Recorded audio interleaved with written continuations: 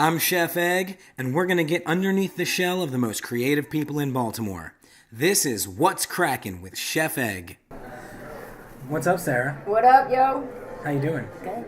Thank you for joining me today. My pleasure. Thanks for having me. Do you know what my show is called? No.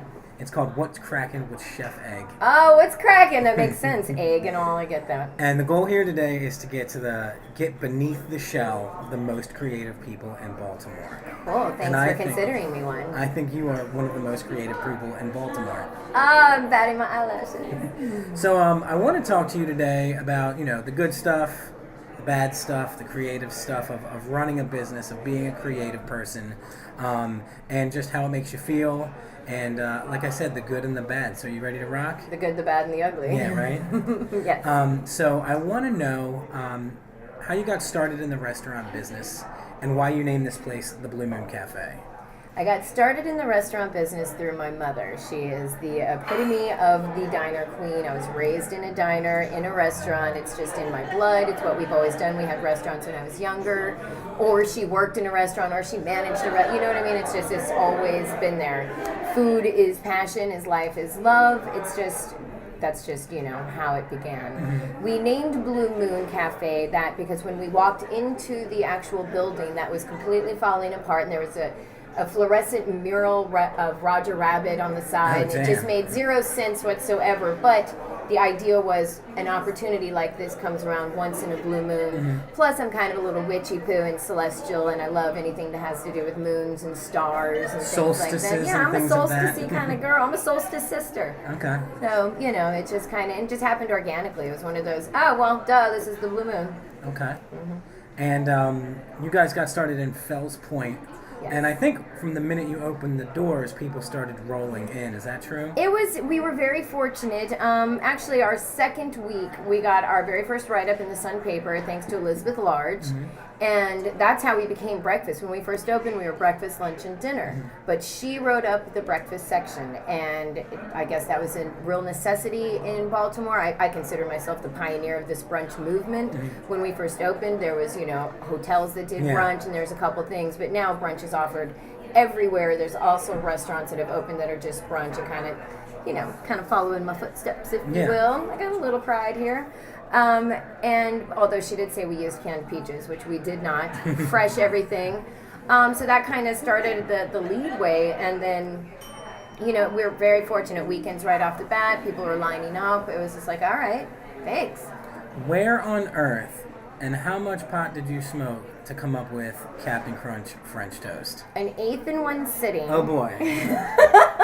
Straight to the head. Uh-huh. And I had moved here from California where I was used to, a little dirt weed. And then I came here and it was like, wow, this is the real deal. Let's get creative. Get creative. So how did you come up with Captain Crunch French Toast?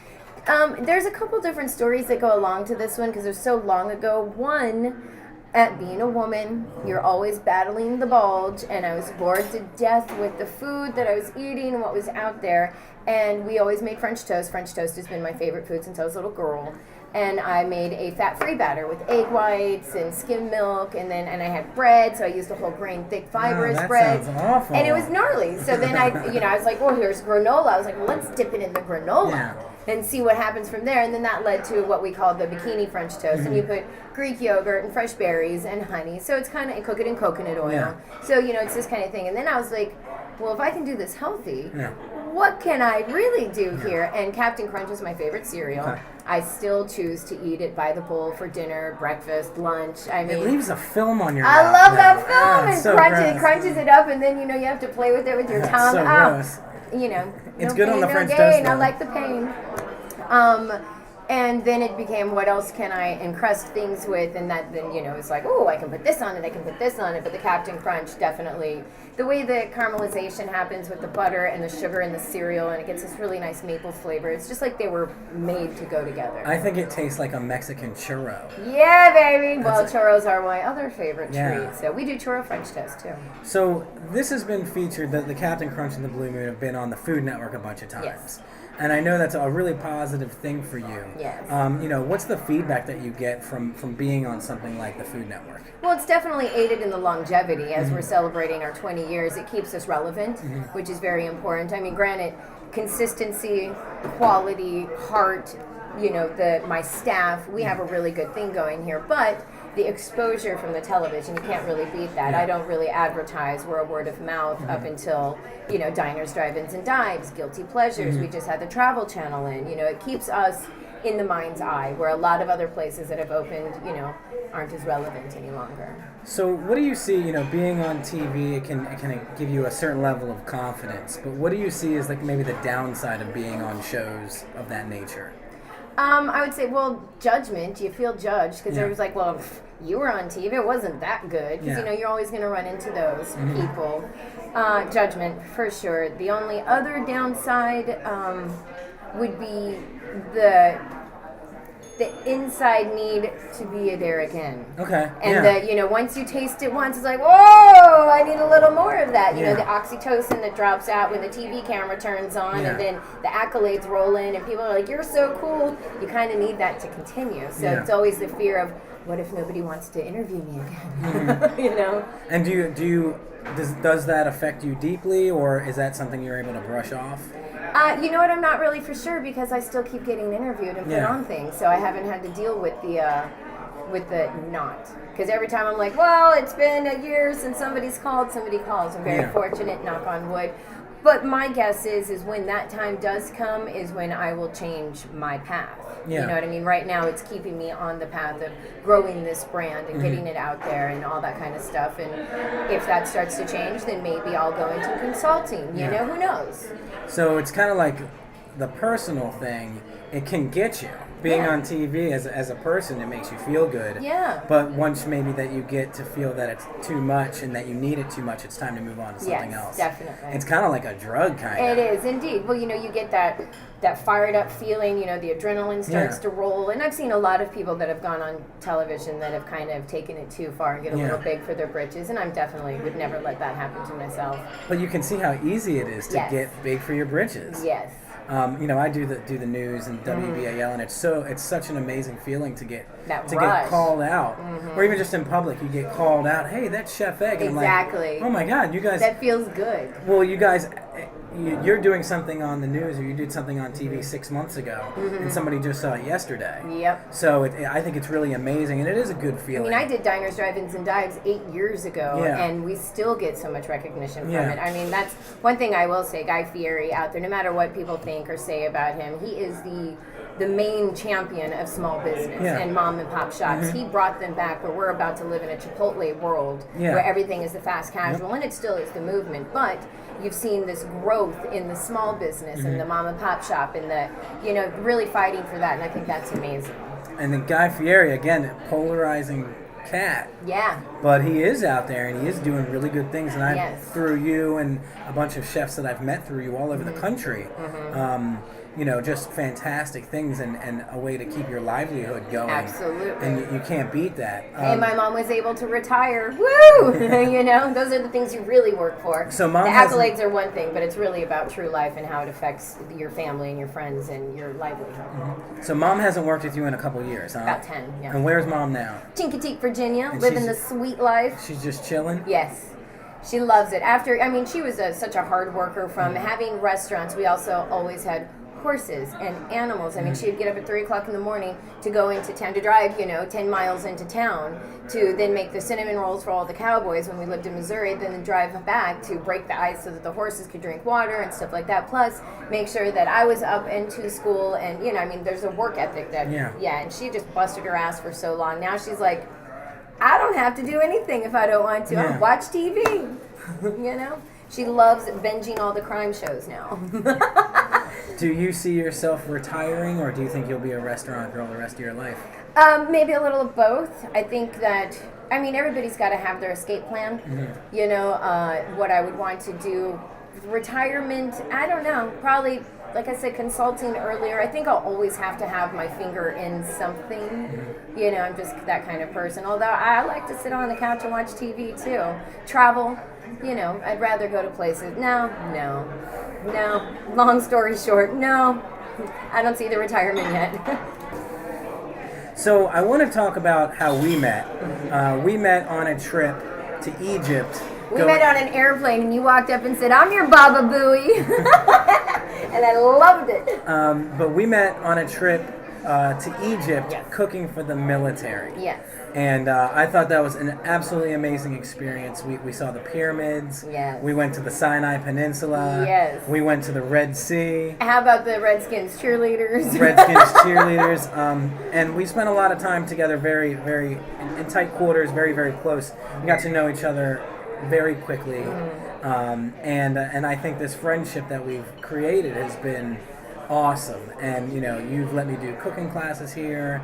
And, you know, we've gotten the word out, you know, about all of our projects together.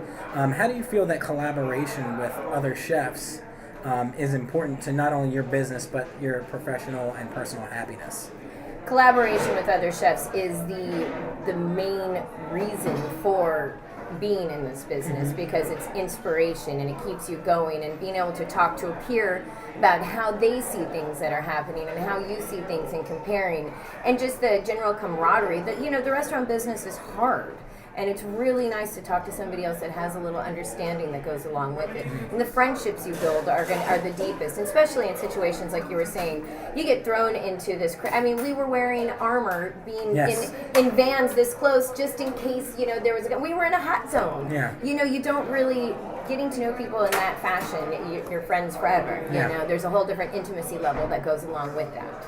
And where else have you been? We went to Egypt. I just got back from Bahrain and Djibouti. Where else have you been? Because you've been doing this for years now. Yes, I'm on my 5th or 6th year now with the Mess Lords, working for Navy Entertainment and Armed Forces Entertainment. I've been to Guantanamo Bay a few times, which is pretty cool. I mean, how many people get to say they go into Guantanamo and come back? You know, not I've been to Cuba, Italy. There's been Djibouti and Bahrain. Where else? There's some Germany, Japan, Thailand, but that was just for fun. At the end of a Japan trip, we did 2 weeks in Japan, going to different bases, and then we just went to Thailand for fun and for inspiration. And what is the reaction? Great Lakes Naval Base. That's one of our big ones. And what is the reaction of the soldiers when they see you? Because you're known. I've seen them. What's the feedback you get from them when you give them a huge plate of Captain Crunch French toast or a Maryland crab cake? What are they saying to you? I mean, just the look of in their eyes is just overwhelming. It makes me tear up now talking about it. You can see that, you know, they have this longing for their family and for home and for the United States and all this kind of stuff. And to have somebody come here and bring them a little taste of home and stoke them out to have something, I don't, you know, it's comfort. It's all about comfort. It's bringing a comforting touch to them, and it's, you know, it's very important. It's overwhelming. And what is the diciest thing you've seen or been in contact with on those trips over there? Because you've been in war zones. Yeah, that was pretty. Driving through Cairo was pretty crazy, because you guys were off doing something, and Dave and I had to go, and Dave couldn't drive a stick, so I ended up driving the vehicle. We had to go to the store to pick up some product that we were out of, and I mean, men piling out of cars, throwing like fire into the trash and all this kind of stuff. That was pretty hair-well. There's no doubt about that. I remember seeing entire families of 4 on a moped. On mopeds, yes. And no problems, rolling through, kids holding on. Yes. And then in Djibouti, when you drive through the city, I don't know if you did when you went. No, we didn't get an opportunity. I mean, I had a lady offer to sell me her child for change. Yeah. You know, that's pretty hardcore and chasing, and literally seeing people use the restroom on the side of the street. I mean, it changes you as a person. You don't go over there to these third world countries and come back the same person. And now one of my passions, we were talking about the escape plan later and what I want to do. I would like to go back to Africa and work for like human rights and try and do, you know, that kind of stuff. So because there is, I think, a maturity and an appreciation for what you have, and literally all you want to do every day is help people. Help people. That's definitely my passion. And that's, you know, I talk to a lot of artists and creative people in doing these interviews, and it always comes back to helping people, and that's what fuels me. Yeah. You know, I've had a lot of money and I've had a little money. I'm sure we all have. Yep. And the only thing that you remember is the people that you touch. The people. It has nothing to do with the material items. It's all about a soul connection, you know. Yeah. We just did a homeless dinner here the other day, and you know, you just feel this. It's overwhelming when you see people, because I'm very fortunate. You know, I have a nice car. I have 2 restaurants. I have a group of really good friends. I have dog that I love more than anything. I have a nice house. And then you see these people that come in and they literally said that this is the first time they'd had a really good time. They had fun. Yeah. In years, they don't have a warm place to sleep. They don't have food in their refrigerator. And this is Baltimore. This is not Africa. Exactly. This is right here in Baltimore, our hometown. So just trying to reach community outreach and stuff like that, you know. What are some of the challenges? You just spent about a year opening up the new Blue Moon in Fed Hill. And what were some of the challenges that you met that you were like, I'm moving to Chincoteague with Mom, or I'm going to Hawaii? What was the one thing that you said that stopped you in your tracks and said, how am I going to get over this hump? How am I going to do? Yeah. My general contractor, douchebags that are like in charge of things and not doing their job properly, that have no respect for other people and want to do the job the easiest, the quickest, and the cheapest, which is never the way to do anything. Yeah. Like, you know, it's just people not wanting to do their job. Yeah. That drove me nuts because I want to do my job. Yeah. And I want to do my job a lot. You're trying to make that money. Yeah, you know, and it's important to me. Integrity. You run into a lack of integrity. Yeah. And that was very, you know, I had spent 20 years kind of in my own little bubble at the first restaurant. I hadn't dealt with a lot of things that go on in the world, you know, and I hate using this term, but it's very much happening. I didn't realize it, but sexism is huge out there right now. Being a strong, independent businesswoman is hard. You know, it's very hard. People talk down to you. They don't want to listen to your ideas. They treat you differently. They think they can get away with things. I mean, it was a constant battle to get these men, for lack of a better term, to do their jobs.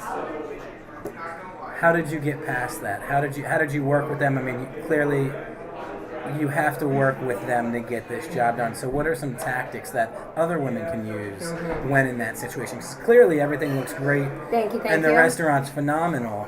How did you get over that hump? Well, I have 3 answers to that.